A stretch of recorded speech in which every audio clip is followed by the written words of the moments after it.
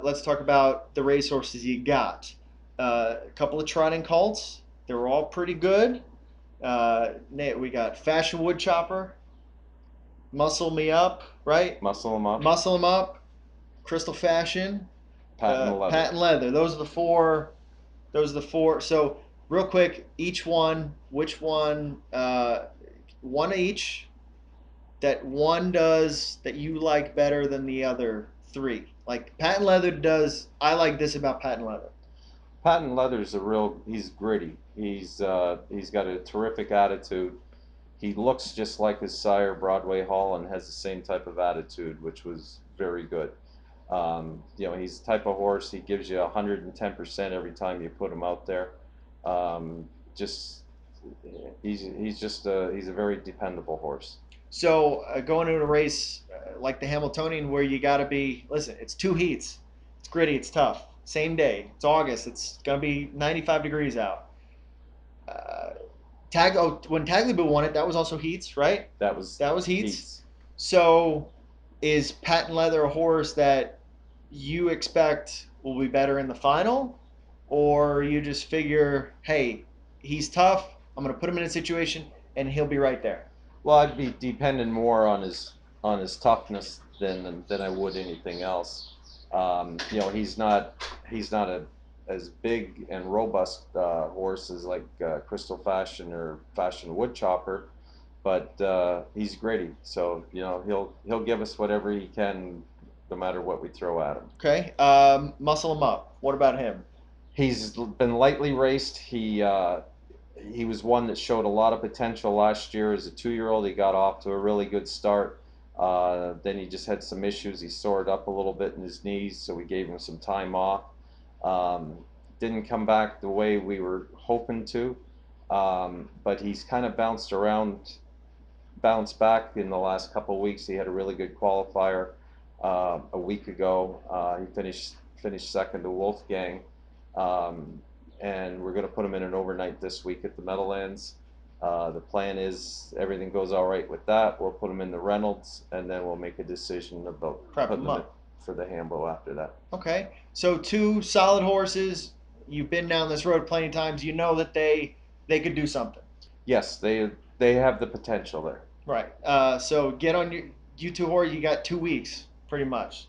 Yes. To really stamp your way into the race. Now the two Fashion Woodchopper, very solid 2-year-old, right? Yes. He won Sire Stakes champion. What breeder? What did he win? He won the Sire Stakes final. He won 2 races at the Red Mile.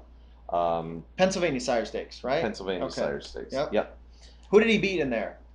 Or you don't even know. I don't even give me the remember. check. I'll just beat whoever. I don't remember. Whoever they throw at me, right? So and then Red Mile and then Breeders' Crown, right? Yeah, he made a break at Hoosier. He wasn't getting a hold of the track there. Okay. So now he's come back and just give us a quick little kind of update on him, what he's been doing. Well, we've struggled a little bit with him shoeing wise up at Pocono. Just was having a hard time getting over the track, which most horses don't have that problem at Pocono. That's interesting. But he did. He got over the track good Saturday at the Meadowlands, but he didn't finish up really good.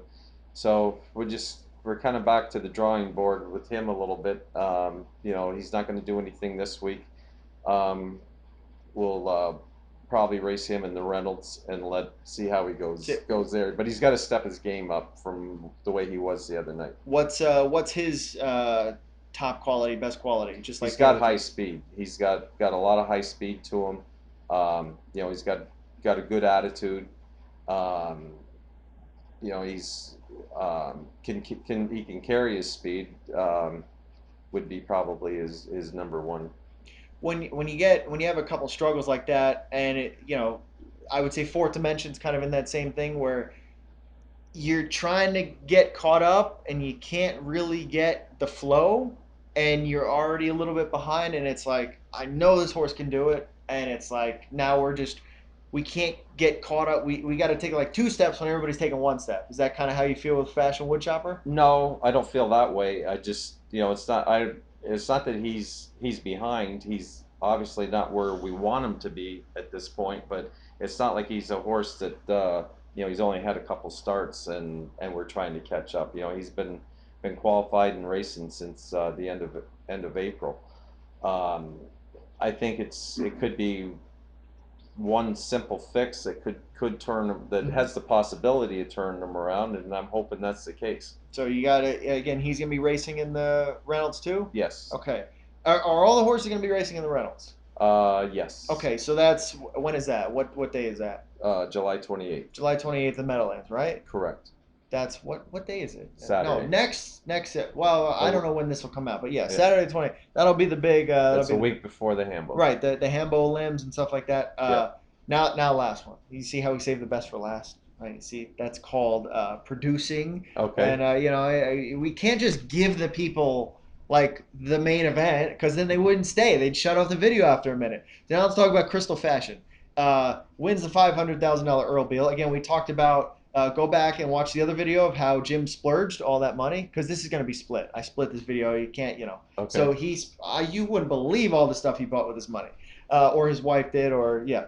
Um, so going into that race, uh, he was one of the good ones, but would you say that it was kind of a sneaky win by Crystal Fashion, I wouldn't say a sneaky win because he gave Manchego a run for her money in the eliminations, right? and they had her as the favorite going into the race, and they were noses apart at the wire, and he was shuffled back to last going to the half, so he spotted her a lot of lengths, and going in, obviously never, it's tough competition going into the race, but I thought the way he raced in his eliminations, if he got any type of trip, he'd have a chance to be right there. I'm not saying he was going to win the race or anything, but he he's a he's a tough horse when he's got a target to go after. Now, when I've seen it before, when there's an elimination race and it doesn't work out, like you said, it was kind of a rough trip. He still finished second or third. You got to answer that. Who's that? Who's that calling? Is that an owner? That better be. That better be the owner of Crystal Fashion, is It it? is. Oh, it is. Okay, perfect. So he's allowed to interrupt. So the elimination kind of is whatever. It's a rough trip, like you said. It wasn't when you have that and you're like, man, the horse was good, right? Because that's where you probably felt like, right? Mm-hmm. Do you know going into the final, are you hoping that Tim is more aggressive with him? Or are you like, Tim, don't let that elim make you overly aggressive?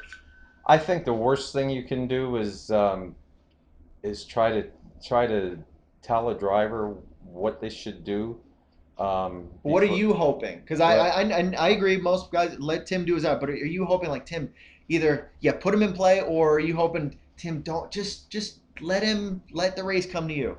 well, before the race, in my mind, I was hoping he would leave out of there with her Okay. because I thought he was my best shot. I had three in the race, so I thought he was my best shot. And if you get too far back at Pocono and they walk that middle half, then you're done. And and I just said to him before the race, I said, "What are you thinking?" And he was like, "Well, I'm not sure yet. I'll just have to see how it plays out." And I left it at that because when you start saying, "Well, you should do this or should do that," it never works out for you. Well, and the four hole is probably like the best spot to leave at Pocono because you got the angled gate. You're right in the middle of the track. You don't have to cross over too much. Yeah, You don't have to time the gate. You don't. You're not overly exerting if you got the. It's perfect spot to lead from four, yeah, 5, and 6. So you're perfect spot. Tim busts out of there. He makes the lead pretty easily, right? yeah. The one horse carried him a little bit, but and six pack was coming on the outside, but he got crossed over halfway around the turn. Did you kind of expect I'm going to be sitting second or third? I was hoping that, yeah. behind. You didn't care if it was Manchego or Six Pack or some of the other ones. No, You were no. just like, I'm in a good spot, and Yep. Pocono's got a passing lane, so you kind of knew I'm in a good spot. I got a good shot to win this thing, right? Well, I thought once the way the race broke in that, and seeing that he was going to get away in the 2 hole, I thought if Manchego happened to come hard early, then he's going to be sitting third, but he's still following the best 2 horses. Right, still a pretty good spot. Yeah, absolutely. So you sit in the 2 hole, top of the stretch. Six Pack's got the 9 hole. You know he got roughed up. He just had to fight off Manchego. She makes a break. Did you even notice, like, like, are you so focused on your horse that you don't even know what's going on around you in the race? Are you worried about the leader? How do you watch the race? Well, I was just, obviously watching Crystal Fashion. I was also watching Fashion Woodchopper because he was coming up, on the outside as well, and looked like David had some trot with him too. And then, as soon as the filly made a break, then I seen Timmy coming to the outside, so I thought he must think that he feels pretty good coming to the outside first chance he got. So he gets up, he wins by what, a quarter of a length or whatever. Yeah, Uh, uh, how you're 50, 60, 56, you said? 56. So are you able to like jump up? I seen you running and cheering in the winner circle like that. Listen, my knees are old. How were you feeling? Or you let it worry about the next day? Like, I'll be sore the next day from running and jumping and cheering. Well, I'm not in that bad a shape where I'm gonna get sore Sore up the for. next day, so Yeah, you're okay. yeah, I'm good to go. So now that he's won the race, uh, there's only a couple of these big prep races. There's, if you want to call it, the Good Times at Mohawk, Wolfgang, Hmm. the Beal, Crystal Fashion. We had the Stanley Dancer. Uh, you didn't race in the Stanley Dancer because it was too close to a little bit together. You I had I a long run there, right? I chose not to because he'd gone three hard weeks in a row up at Pocono between the PA All Stars, the elimination and final of the Beal, and I didn't. If I raced him in the Dancer and then back again, and he's got a sire stake at Chester on the 20th. And then that was going to put three more races into him before the Hambletonian, and I didn't want three, and I only want one at the Meadowlands for him before the Hambletonian. So um, elected to go with the sire stake on the 20th. Then he'll come back on the 28th for the Reynolds as his final tune-up, and then whatever happens after that. Listen, you beat Six Pack. He just went in 150. You got nosed out by Manchego. She just went in 49-4. Do you think that those races, because normally we don't see that at the Dancer. Well, I guess last year with Wallner, I don't know. I guess, yeah, it is the statement race. Does that really, were you trying to, because I guess you know what you have in Crystal Fashion. You know he's going to be there. Hmm. He's right there. He's proven it. So do you think that you're at a better advantage because you didn't have to go in 150 in a it's a good race, but it's not for a million. It's not the Hamiltonian. Well, that was one of my, not that I knew they were going to go that fast. Obviously, I didn't know that beforehand, but there's no easy races at the Mm-hmm. Meadowlands. You can't even qualify easy up there anymore. But and like I said, I didn't want two races at the Meadowlands into them before the Hamble. Mm-hmm. Like I said, we'll know whether it was the right move, or I don't think it's gonna be the deciding factor whether he raced twice or once. It was just my personal opinion that I only wanted him to have two races just because he went hard for the weeks leading up to the Beal. Maybe a little less stress on you, No, it right? has any decision I make is based on the horse. Okay. You know, there's as far as stress is when you don't have a good horse. That's Ah, stress. okay. I'm not saying that you sit here when you have a good horse and that there's no stress to it. It's a good stress. That's what we do this for, is to hopefully we get a good horse. It's very stressful when you've gone to the yearling sales and now it's racing time and you don't have anything racing in the Mhm. stakes race. That's stressful. That's stressful. So Yes. the next 3 weeks will be fun. He's going to be racing at the Reynolds too, right? He's going to be Yes. so he's got some PA race, Reynolds. Hambletonian. That's the game plan, right? That's the game plan. That's the game plan. Do you, since you'll be when you have a bunch in that day or in a big stakes race, is it good that you have other horses in to kind of, okay, I can't worry about that one horse. I have these four, these five in. I just have to give them their time, and I don't have time to worry about what Timmy's going to do or what Dave is going to do, or I just know this horse is ready. Get him on the track. Now I got to go get the other one ready. Well, it's always nicer when there's a big day of racing if you have more than one horse racing. I don't look at it that it you know takes your mind off of a certain horse. It's a good feeling when you do have more than one racing on a big day, and I think that's what everybody who trains horses, they hope to get as many horses in on a big day as they possibly can. It was John Brennan. I did an interview with him. He said that when he entered the Hambletonian, he didn't, all the other horses he gave the week off. Like that week, it was just about Sugar Trey. He didn't enter any other horse. He just wanted to be around that horse. So, is John a little bit crazier for just dedicating all of his week to that horse? Whereas Well, some guys want a little bit of a distraction. well, to each his own. There's I just think, I'm not saying you just put horses in for the sake of putting them in. If you happen to have horses that can be competitive, that's the ideal situation. Mm-hmm. But I don't really think it matters whether you have, five or six in, or you have one. You're still going for the main thing, and that's try to win the Hambletonian. Last question.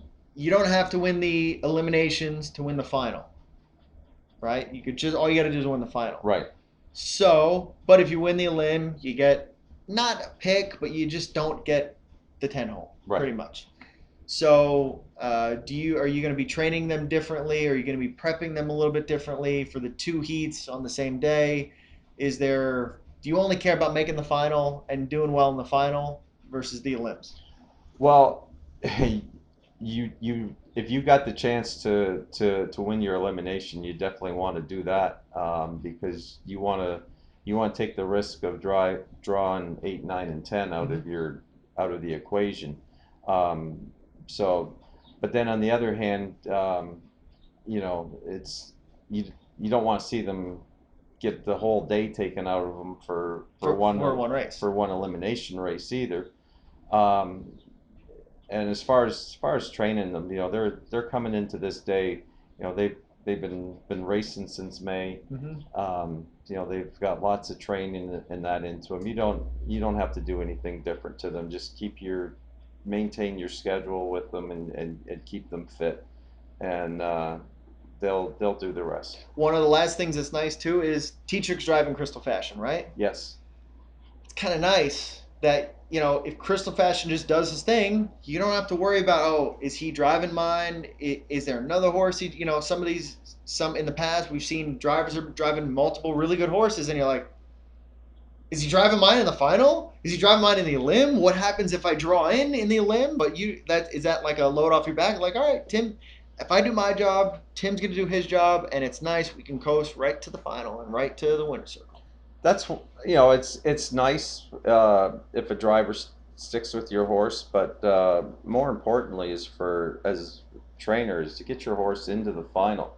If you get a horse into the final and driver picks off, um, you know, I don't really care. I'm in the final. You're in the final. I'll find You'll somebody. find somebody. I'll find somebody that's more incapable of driving. So there's plenty of guys that's on the bench, right? that's not my worry. My worry is getting into the final. I mean, Eric Adelson was there last year. I'm surprised he didn't bring his colors. Like, yeah, Eric, come on, just yeah, you're good. Like, just drive, right? You don't care. No, there's lots of good drivers out there, and like I saad, that's the least of my worries. Least of your worries. All right, so Jim Campbell, you got a busy couple weeks. But the Reynolds, that's a big thing. July 28th, that's like a preview. It's Hambo Oaks night, but it's also Jim Campbell preview night. Yeah, Is that it's fair enough? Gonna tell us a lot of what we're gonna be doing for the Hambo. All right, perfect, man. Thank you. Okay, thanks, Ryan.